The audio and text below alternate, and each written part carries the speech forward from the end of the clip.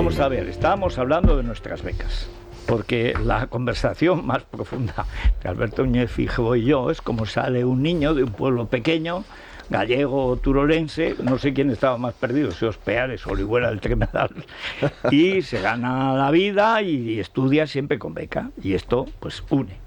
Pero esta mañana, por entrar ya, don Alberto, en la cuestión fundamental que estábamos hablando, ayer el Tribunal Constitucional dicta, o más bien revoca, dos sentencias del Supremo, una que favorece a Otegi, socio de Sánchez, y otra que favorece a uno que no sé si está en sumar, restar, multiplicar, a un podemita, y además lo hace constituyéndose abiertamente, porque encima opina, en un Supremo del Supremo.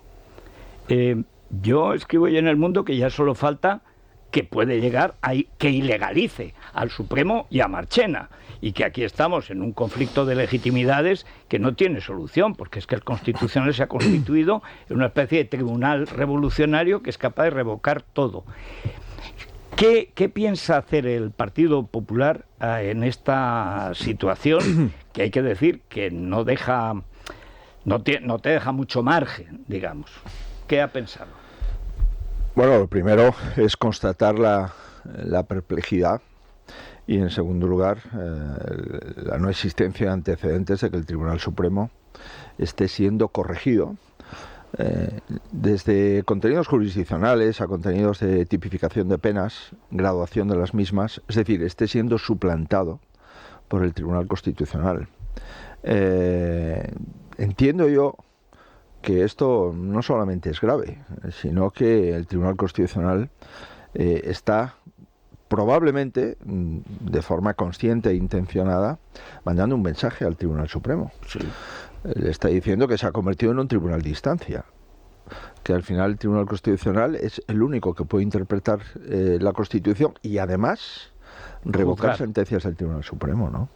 Bueno, esto, insisto, no tiene antecedentes, y con la configuración del Tribunal Constitucional pues todavía preocupa más, ¿no? Porque el hecho de que haya dos cargos del Partido Socialista en el Tribunal, como es el exministro de Justicia y la exdirectora general en Moncloa, unido a que el presidente del Tribunal Constitucional ha sido fiscal general del Estado con un gobierno socialista, pues eso conlleva mucha inseguridad de los ciudadanos y, por supuesto, también inseguridad de mi partido, de mi formación política, ¿no? Por tanto, lo primero es insistir en que esto no tiene antecedentes. Segundo, que nosotros estamos con el Tribunal Supremo en el ámbito de sus competencias y con el Tribunal Constitucional en el ámbito de las suyas, y estamos, en fin, tutelando, estudiando y reflexionando con un grupo de juristas qué es lo que está pasando y qué es lo que el Tribunal Constitucional está haciendo en algunas sentencias que llevamos de una forma reiterada. Bueno, ayer, además, en el Congreso se dio un hecho sorprendente, ¿no? Un diputado de Sumar, creo recordar, que, en fin, puso en valor que el Tribunal Constitucional dejase sin efecto la expulsión. Esa injusticia, esa sentencia que jamás debió producirse. Alberto Rodríguez, creo que se llama, canario, sí. Y, ojo, quien empezó a aplaudir fue el Partido Socialista. Y fue la presidenta del Congreso, la señora Batet, del Partido Socialista, la que expulsó a este diputado y entendió, en nuestra opinión, correctamente, entendió que este señor no podía seguir siendo diputado, con lo cual este Partido Socialista no tiene ni memoria, ya no memoria de lo que ha venido haciendo en las últimas décadas, no, memoria en lo que ha venido haciendo en las últimas semanas. Bueno, otra cuestión, y ya repartimos, porque Batet lo echó porque la obligó Marchena. Le mandó un oficio diciendo, porque le mandaba, quiero una aclaración, y le mandó un oficio que decía, las sentencias del Supremo no se comentan, se cumplen. Y entonces la cumplió, se le puso cara de Carmen Forcadell, y dice, a ver si voy a acabar yo también como aquella diciendo que soy abuela. No, y entonces lo ejecutó. Pero es que lo que vimos ayer de las enmiendas a la enmienda a la legalidad vigente ya del Partido Socialista por parte de la banda del forajido de Waterloo, es que realmente hoy en la prensa vemos que hay como un reparto de papeles. Ahora el Partido Socialista hace como que no está a favor de algunos aspectos, pero en las enmiendas del otro, por supuesto, me parece que lo dijo ayer alguien del PP, y si no es evidente que lo pensaban, por supuesto que lo votará, porque no hay límites. O sea, eso lo dijo usted ya en el discurso de investidura. Este llega porque no tiene límites, si no, no hubiera llegado. Y se va a mantener en un gobierno que no tiene límites. Naturalmente, con elecciones pendientes en Galicia, en el País Vasco, las europeas y las catalanas, con 2 partidos socios que encima se llevan a matar. Claro, ayer subió la apuesta a Junts. Ni el terrorismo será delito, ni la malversación será delito, ni los Pujol robaron nunca. Bueno, es decir, que si tú eres catalán separatista no puedes haber cometido nunca ningún delito. Y hoy El País, que es el diario del golpe, publicaba esa noticia. Ni la audiencia, ni el Supremo, ni los fiscales, ni 4 juzgados admiten las querellas por la Operación Cataluña. Que es, eso dicho por Maduro, es exprópiese, ciérrese y anúlese, y volvemos a lo del principio. Es decir, ¿hasta dónde está dispuesto a llegar el Partido Socialista contra el Estado de Derecho para mantenerse en el poder? Bueno, el hito fundacional de esta legislatura es un acto de corrupción política, que es aceptar que unos políticos queden eximidos de cualquier responsabilidad penal a cambio de sus votos. Si esos políticos apoyan al gobierno, serán amnistiados. Y si esos políticos no lo apoyan, obviamente, pues no tendrán la gracia, ¿no? ¿Qué es lo que ha estado pasando? Pues, bueno, pues ayer hemos visto cómo se amplía y continúa este acto de corrupción política. Porque, bueno, pues porque ahora ya lo que está claro es que hay una casta de políticos que no tienen que tener ninguna responsabilidad ante los tribunales, y que ayer se vienen a ampliar el elenco de exenciones delictivas, ¿no? Se considera que dentro de la amnistía tienen que estar también y tienen que devolverse las multas. Además, se considera que esto se ha de ampliar unos meses cuando era presidente Artur Mas. Vamos a ver cuál es el contenido exacto de esa ampliación y qué es lo que se pretende. Y también se dice que, oye, que los actos de terrorismo por parte de, me refiero a los separatistas que hacen enmiendas, pues no solamente aquellos actos que no tengan sentencia firme, sino todos. Y claro, y es preocupante que algunas de las enmiendas relativas al terrorismo hayan sido firmadas por el Partido Socialista y por Bildu. Claro. Los dos. Lo cual encaja en esta deriva de sacar del Código Penal los actos de enaltecimiento del terrorismo y probablemente desemboque en indultos a presos etarras por delitos de sangre. Esa es la última cuestión que yo le quería plantear y os cedo el testigo. Usted dijo el otro día que se veía venir por este contexto en el que estamos actuando, la suelta de los peores asesinos etarras. Por ejemplo, por citar la última felonía, la última mentira, que es la entrega de Pamplona a la ETA. Cuando mató la ETA a Tomás Caballero, hubo uno de estos que están todavía en la cárcel de Juana Chaos que pidió champán para celebrarlo. Bueno, no han vacilado. O sea, la que estaba en el PSOE la han hecho ministra y han puesto a otra tía que ayer ya va a prohibir hasta en la Ribera de Navarra el español. Ahí van a tener que hablar euskera o comer pimientos. Comerán pimientos, no aprenderán nada, el modelo catalán. Pero el problema del asunto es que como no se le ve límite a Sánchez, yo creo también que es que los va a soltar a todos, lo que no sé es cómo, pero que lo va a hacer, y me temo que antes de las generales. Quiero decir, antes de las vascas, perdón. Bueno, vamos a ver, yo creo que en España está en este momento gobernando una coalición social comunista, que es el Partido Socialista y el Partido Comunista, que está en Sumar, ¿no? Y todos sus adelatres, y además hay que añadirles el adjetivo independentista. Claro, ¿quién sabe más hoy de la política, de lo que va a pasar en España en los próximos meses? Pues un salvadoreño, que es el mediador entre el gobierno y el señor Puigdemont. Este es el que más sabe. ¿Y quién es el que más manda? Obviamente el señor Puigdemont, sin el cual no se aprueba una sola ley en España. Y claro, esto, someter a este chantaje a una democracia occidental como es la nuestra, española, pues es algo que no habíamos vivido nunca. Yo creo que nunca se ha vivido en ningún país de la Unión Europea, ¿no? Por tanto, esto que está ocurriendo es una enmienda a la totalidad a los 45 años de Constitución y a los 45 años de Estado de Derecho, ¿no? Y en este momento solo hay dos incógnitas, porque todo lo demás, lamentablemente, lo estamos viendo, lo están ustedes comentando y nosotros lo estamos viendo en las cámaras, ¿no? Es decir, ya las cámaras nos reunimos con un voto telemático que empieza a votarse antes de los debates. Es asombroso eso, sí. Ayer la presidenta del Congreso nos sorprendió a todos diciendo, mira, como no tengo capacidad para traducir en todas las comisiones del Congreso, pues entonces solamente se van a traducir las comisiones que tengan lugar en estos 3 recintos y todas las que tengan lugar en otros no se pueden traducir. Digo al catalán, el euskera, al gallego. Y entonces nosotros pensamos, bueno, pues si no se puede traducir, pues se hablará el idioma común, ¿no? No. Usted puede hablar en el idioma que quiera y entonces los que están en la comisión no entienden lo que dicen, siempre y cuando el que habla en el idioma que quiera dé sus papeles traducidos antes de hablar. Lo cual quiere decir que este señor lo que va a hacer es a leer un papel, no a debatir. Déjeme añadir una cosa. Los letrados de las Cortes dijeron, no hay ninguna garantía en la traducción.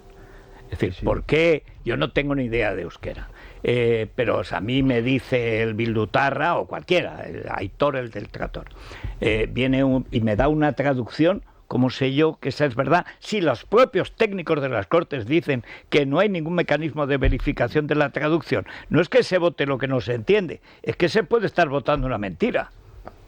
Es que es todo, en fin. Realmente, en fin, ser hoy diputado o senador, pues es... Ayer en el Congreso estábamos aprobando una reforma constitucional. Artículo 49. Estábamos haciendo en el Senado, porque justamente se están haciendo obras en el Congreso para facilitar las traducciones y que aparezcan en la pantalla de los escaños. Muy bien. Llegamos al Senado, no estaba habilitado con las pantallas para hacer la traducción, y en una reforma constitucional los diputados de los partidos independentistas hablaron en catalán sin traducción y Bildu utilizó buena parte de su intervención en euskera. Es decir, la mayoría de los diputados no comprendieron con exactitud, en euskera no comprendieron nada, qué es lo que estábamos hablando. Y estábamos hablando de una reforma constitucional. Y esto lo permite el secretario general del Congreso, el letrado. Pero para eso lo han puesto. Ya, pero es que la pregunta es, pero, oiga, ¿es verdad que la soberanía nacional ya no reside en las Cortes? Pues durante lo que llevamos de legislatura yo tengo que ser sincero, no.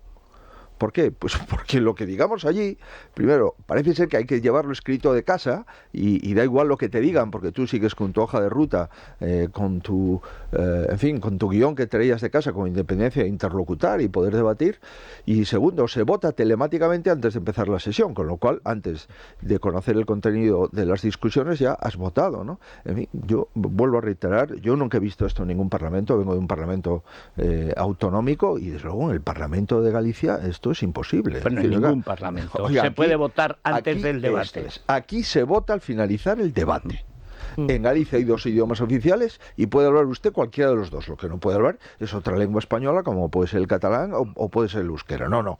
En este ámbito territorial hay 2 idiomas y usted tiene que hablar en uno de los 2. Y si no habla en uno de los 2, evidentemente usted no puede comparecer en la Cámara. En fin, vuelvo a plantear, creo que en este momento en España hay 2 cuestiones, que es el referéndum de autodeterminación y el indulto a los presos de ETA, que nadie se atreve a decir si se va a producir o no. Creo que ni siquiera el ministro más próximo al señor Sánchez lo sabe, y probablemente el señor Sánchez tampoco. Y le da igual.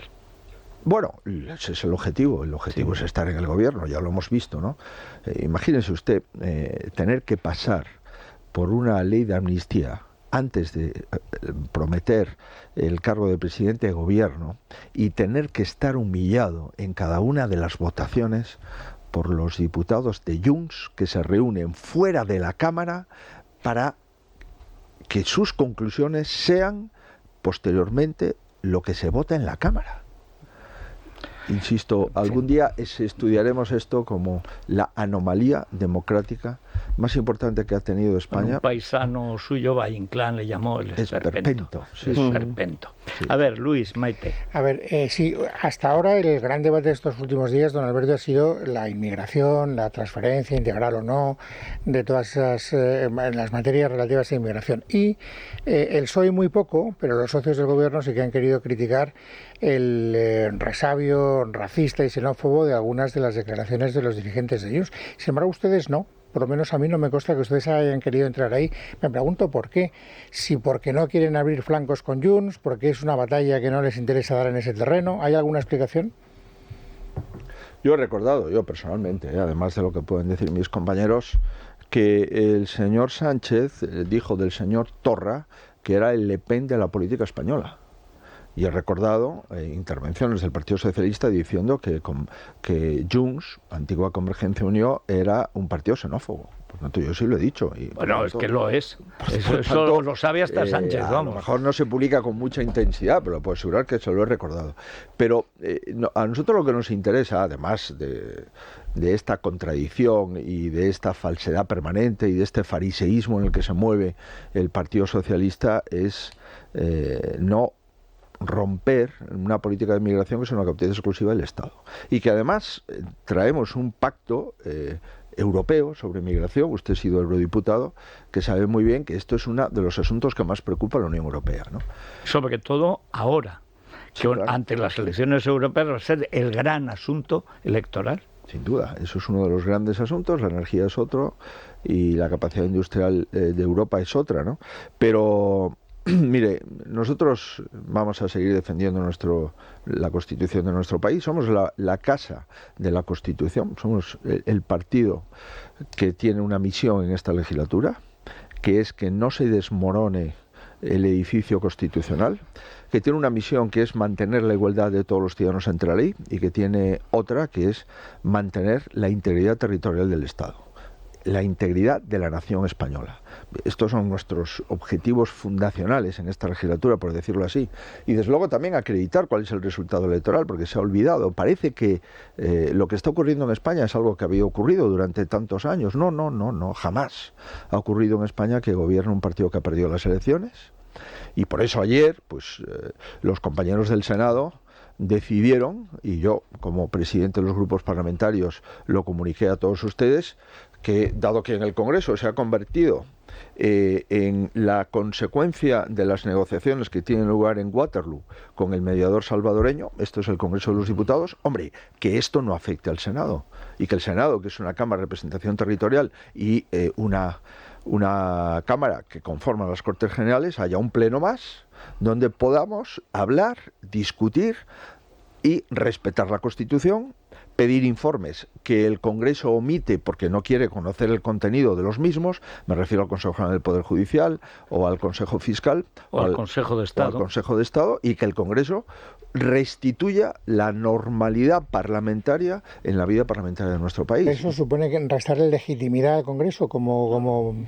Mire, el Congreso es el gobierno el que le ha restado legitimidad, porque en el Congreso da igual lo que digamos.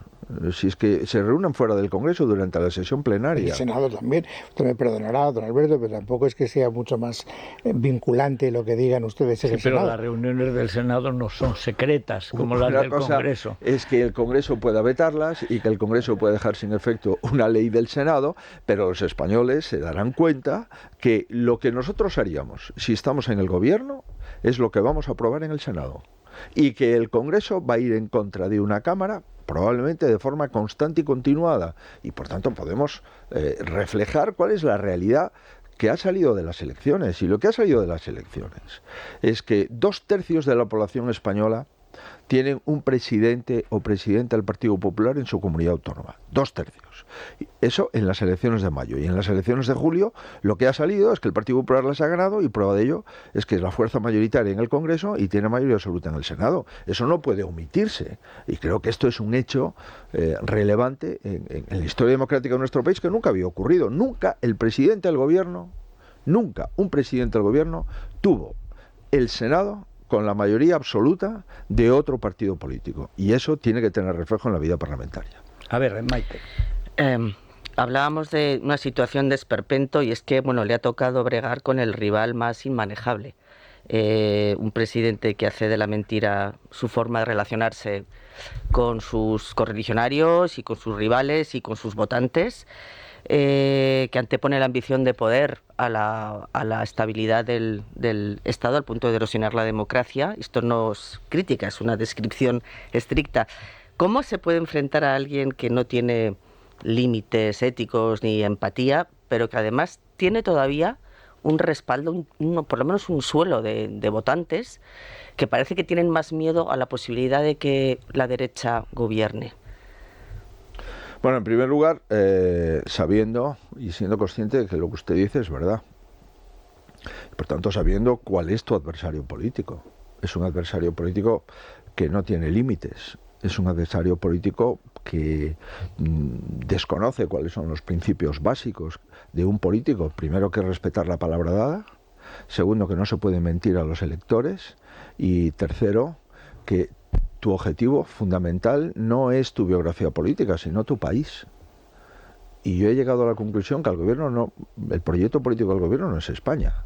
El proyecto político del gobierno es estar en el gobierno, pero no es España. Y hay veces que defender a España o reformar estructuralmente algunos de los problemas que tiene España te puede conllevar la pérdida del gobierno, pero el gobierno está para desgastarse, no para desgastar el país, ¿no? Por tanto, lo primero que tenemos que hacer es saber que tenemos una misión, y nuestra misión es mantener el proyecto de España como un proyecto unido, un proyecto conjunto y una de las grandes naciones de la Tierra, por historia y sin duda por lo que hemos aportado a la cultura y los valores occidentales y los valores del mundo. A partir de que conozcas cuáles son los principios del rival o del adversario político, es decir, ninguno, pues has de ser consecuente con la política que has de hacer. Y no es fácil. No es fácil porque la situación política en nuestro país es una ruptura de lo que se ha venido llamando el centro derecha, que es lo que habilita al Partido Socialista a poder gobernar con el populismo de izquierdas y con el independentismo. Porque realmente los españoles votaron cambio. Es que hay 11.100.000 españoles que no querían que Sánchez continuase en el gobierno. Y esos 11.100.000 españoles suponen más de 195 escaños. Por tanto, vamos a ver cómo ordenamos esto y cómo somos capaces de priorizar España por encima de... ¿Ha cambiado su estrategia de cuando asumió el liderazgo del Partido Popular, ese tiempo que lleva ahora, después de las elecciones y de lo que ha pasado? ¿Ha cambiado su...? Bueno, dijo el otro día que si llega a saber que era todo se iba a degradar tanto la política, se hubiera quedado en su casa, cosa que se le ha criticado también por decirlo. Sí, yo comprendo. Pero yo creo que porque un político diga lo que piensa, no debería ser criticado en España, porque hoy los políticos ya no dicen lo que piensan. ¿Pero ha cambiado su estrategia o la idea que tenía de su proyecto cuando llegó al PP? Lo que tenemos mucha más información de lo que tenía siendo el representante ordinario del Estado en Galicia, ¿no? Ahora tengo una visión nacional, y tengo una visión más rica y en consecuencia más llena de matices y de no matices, de temas importantes y de temas estructurales. Bueno, y luego que se ha enfrentado usted cara a cara con él en las elecciones y sobre todo en el Senado, porque yo recuerdo que 6 veces debatieron y en los 3 primeros, como pasa siempre que se debuta en las Ventas o en el Bernabéu, estaba así esa. Y a partir del tercero ya apareció el Feijóo que conocemos ahora en las Cortes, que parte de algo que todavía muchos no entienden, que tú tienes que creerte mejor que el otro para ganarle, que eso se transmite.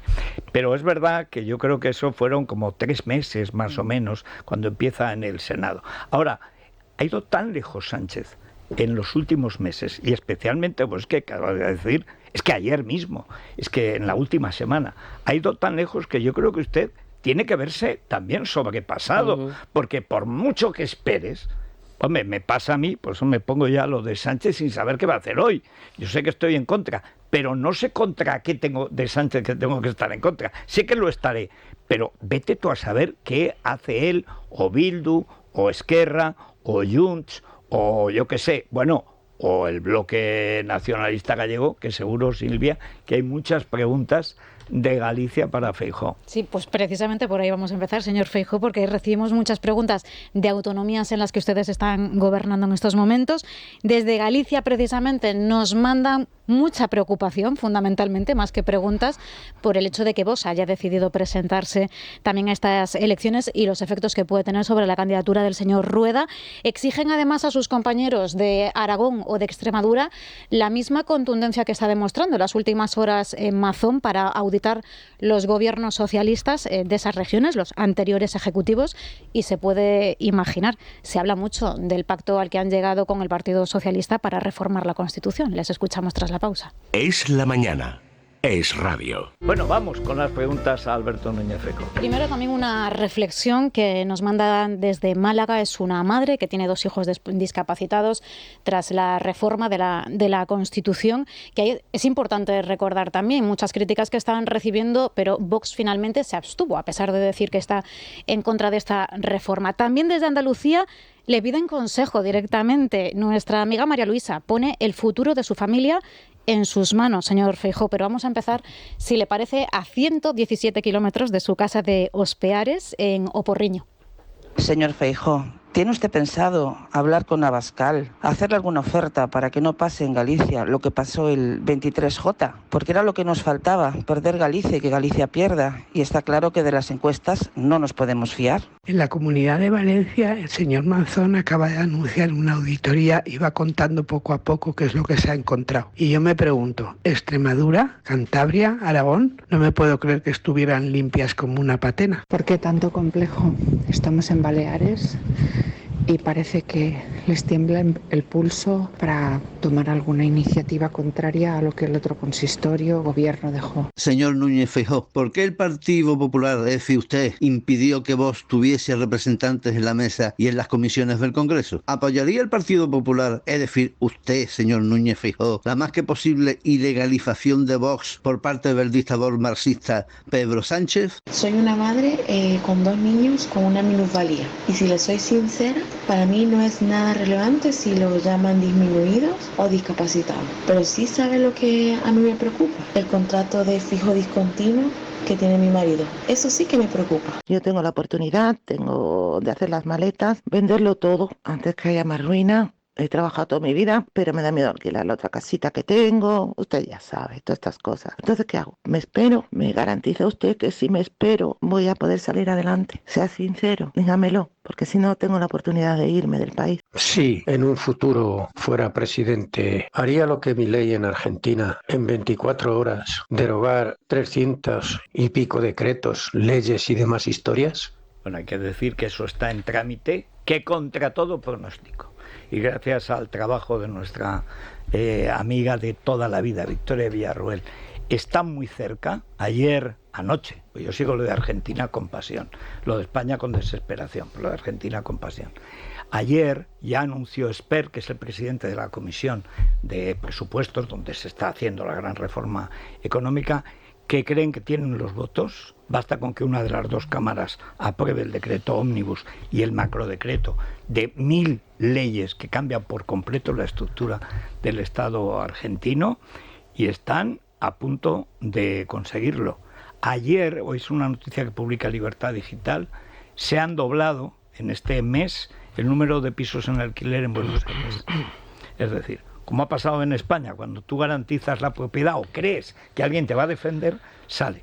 Pero en el caso de España, muchas de las preguntas me da la impresión de que están, digamos, en el escalón anterior, como que se han quedado en las elecciones, en el chasco de las elecciones de junio-julio y luego también en la relación con Vox, que reconozco que yo tampoco entiendo exactamente lo que pasa. Yo sé que usted le hizo una oferta en las generales de desistir en determinados distritos electorales a Vox y Vox no quiso, que eran 8, creo recordar, de los cuales 4 eran escaños seguros, iban juntos, y que son justamente la mayoría. Pero le ha hecho algo parecido a propósito de las elecciones gallegas. Mire, comprendo la pregunta que me llega desde Porriño. Efectivamente, Vox no ha tenido nunca en unas elecciones autonómicas ninguna posibilidad de conseguir ni un solo escaño. porque se necesita, de acuerdo con la ley gallega, un 5% de voto para tener representación parlamentaria. Conmigo en el año 20 sacaron un 2% aproximadamente, y las encuestas, que efectivamente hay que ponerlas siempre entre doble paréntesis, pues no repiten más de un 2%, ¿no? Por tanto, es verdad que cualquier voto a favor de Vox es un voto para que gobierne el independentismo en Galicia, para que gobierne el Bloque Nacionalista Galego, que es el socio de Bildu y el socio de Esquerra.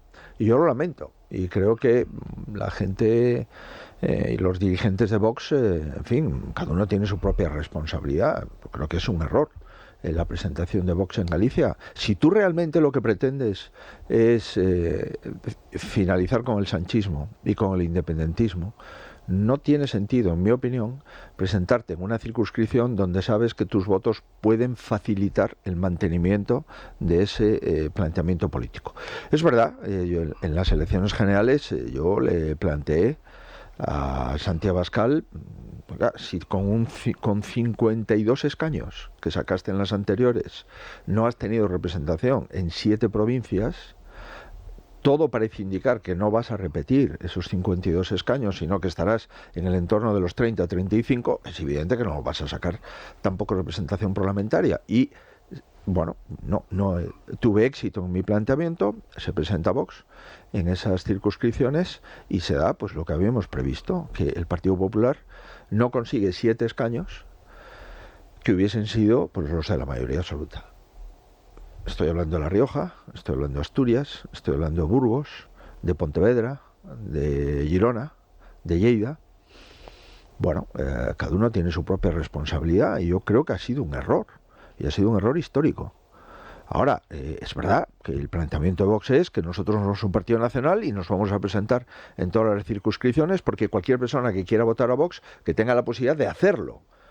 Bien, teóricamente es indiscutible, pero desde el punto de vista práctico, desde el punto de vista de abrir una nueva etapa política en España, pues es un error, y es un error que hemos pagado muy claramente en las elecciones generales. Y atendiendo, señor Feijóo, disculpe, a otras citas electorales próximas, Cataluña, País Vasco, ¿qué territorios estarían ustedes dispuestos quizá a ceder, ustedes, a Vox, en aquellos en donde estuviese más implantación el partido de Santiago Abascal? Por repartir, claro, cuando hay un acuerdo son dos partes las que se tienen que poner de acuerdo, no solamente una la que tiene que ceder en este caso. Yo creo que no es ceder nada.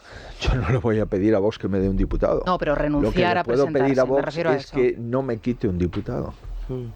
Si él lo va a obtener, yo no le puedo decir a Vox que no se presente en Madrid, o que no se presente en Málaga, o que no se presente en Valencia. Ahora, yo lo que sí le puedo decir a Vox es, oye, no tienes diputados aquí, no los has tenido, no los vas a tener, y sabes que son circunscripciones de 4 diputados, donde se puede haber 3 PP, 1 PSOE, y si tú te presentas, lo que va a ocurrir son 2 PP, 2 PSOE. Vamos a poner un ejemplo, Pontevedra. En Pontevedra, creo recordar, estoy hablando de memoria, que Vox saca en el conjunto de la provincia unos 22.000 votos. Al PP le faltaron 6.000 votos para conseguir un escaño más. Vox consigue 0, el PP pierde 1 y el PSOE suma 1. Pues esto, al final, ¿qué es lo que ha ocurrido? Pues que estos 7 diputados, nos faltaron 5 para gobernar, estos 7 diputados que tendría el PP, pues han imposibilitado un cambio político en España.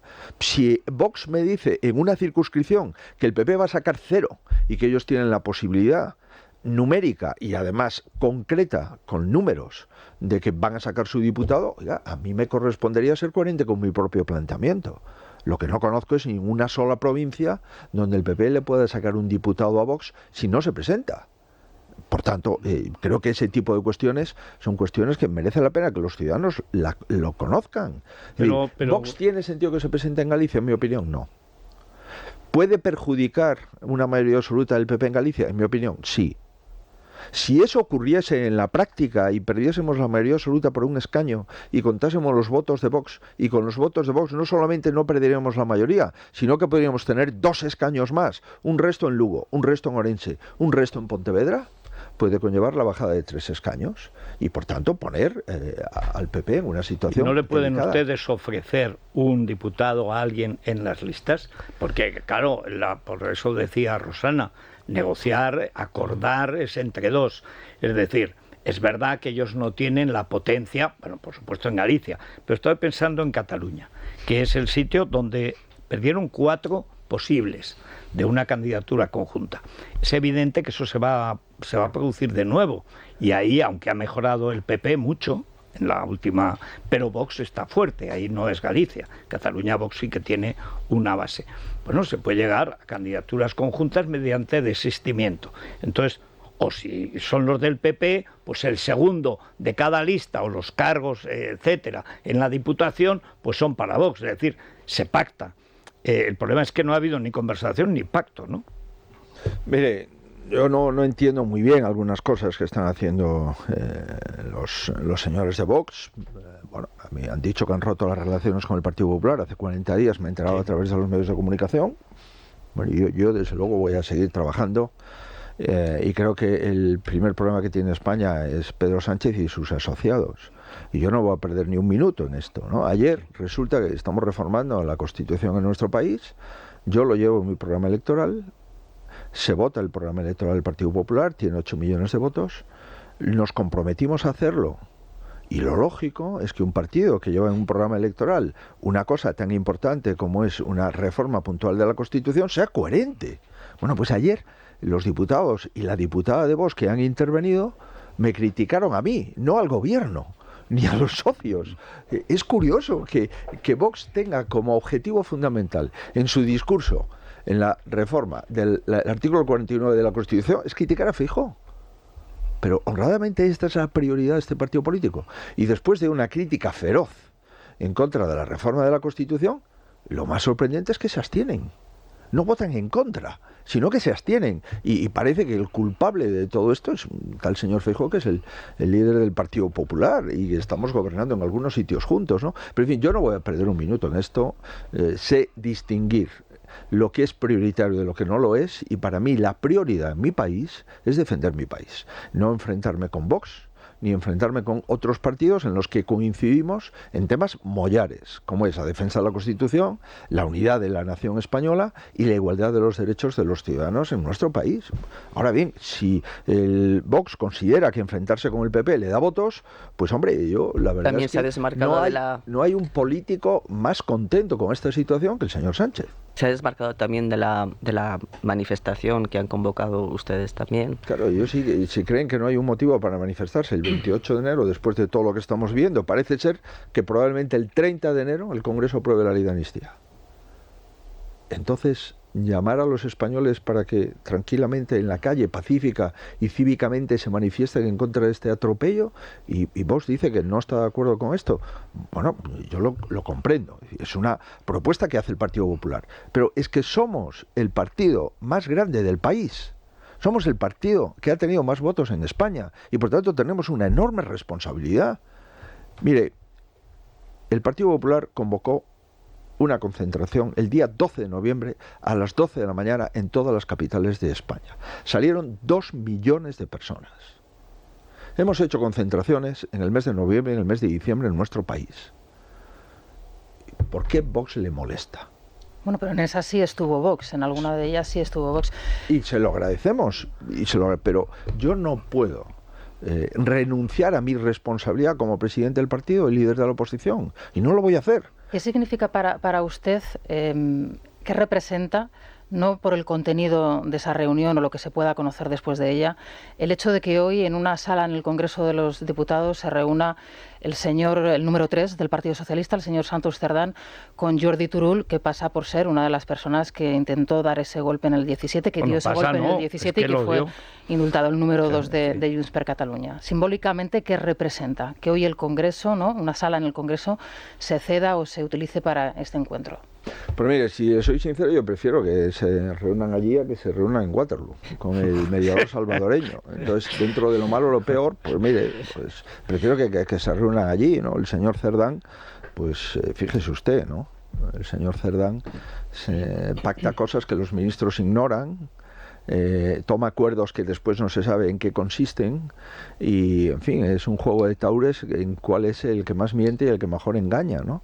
Ahora parece ser que las políticas de migración parece ser que no se van a ceder como estaban previstos, pero el acuerdo dice la cesión integral. Sí, señor. Textual, dice lo integral. Bueno, dice que no, que es un pequeño papeleo por allí, ¿no? Aquí de lo que se trata es que las comisarías de extranjería e inmigración, que son los únicos efectivos que tiene la Policía Nacional en Cataluña, desaparezcan. Es decir, que desaparezca los escasos policías nacionales que hay en Cataluña. Evidente. Y de lo que se trata es de crear un foro, un estatus de una comunidad autónoma que vaya por encima de cualquier otra. Y bueno, automáticamente los vascos toman opinión y toman razón y dicen que ellos también quieren lo mismo, y al final una competencia del 149, competencia exclusiva del Estado, que además está refrendada por los socios europeos, pues en este momento en España no se sabe quién la va a gestionar. Y claro, a la Policía Nacional el señor Marlaska le dice que nada va a cambiar.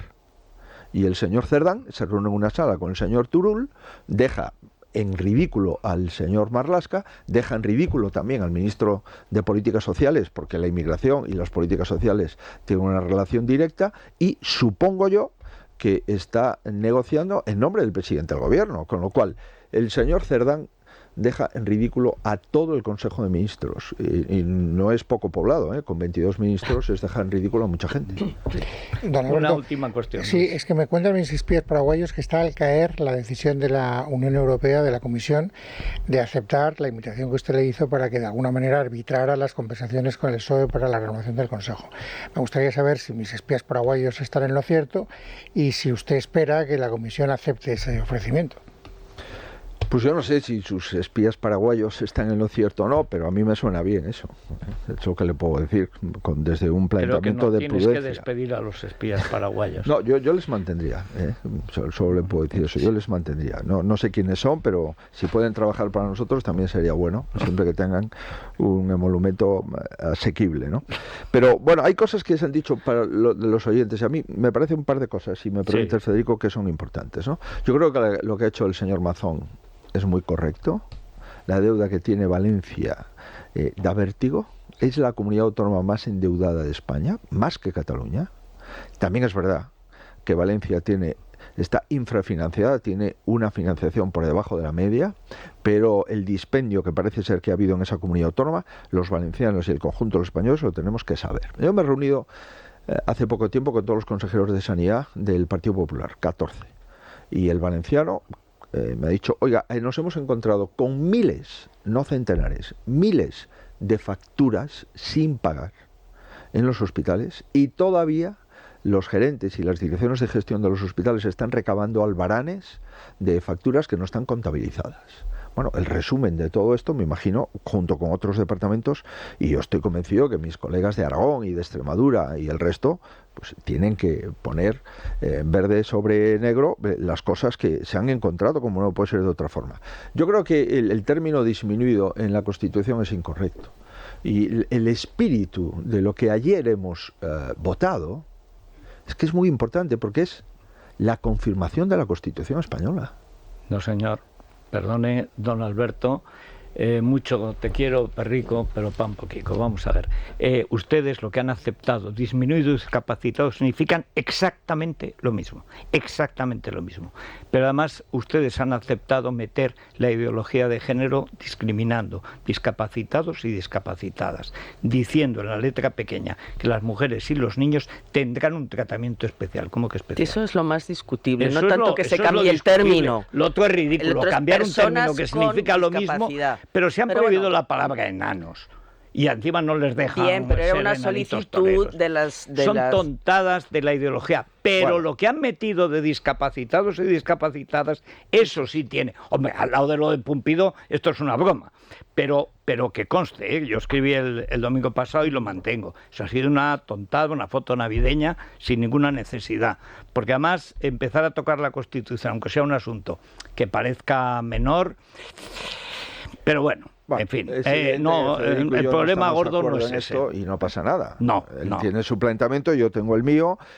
Hay 4 millones de personas con discapacidad en España. Está Cuca mandándome ucases. 4 millones de personas con discapacidad en España. El CERMI, donde están mucha ONG, donde está también mucha, toda la actividad de atención a la discapacidad, es un planteamiento que lleva durante años. Hay un informe del Consejo de Estado que dice que esa reforma es correcta y hay jurisprudencia del Tribunal Constitucional, de los tribunales constitucionales anteriores, donde avala que la discriminación en el ámbito de la discapacidad en los menores y en las mujeres es intensa y superior a la de los hombres. Claro, y pues eso no tiene que estar en una ley. Bueno, bien. Oye, pues cada uno tiene su opinión, pero entiendo yo que debemos de hacer las cosas de forma correcta y, en mi opinión, esta reforma se ha hecho de forma correcta. Y cuando un independentista vota que sí a una modificación de la Constitución, es que está asumiendo la Constitución.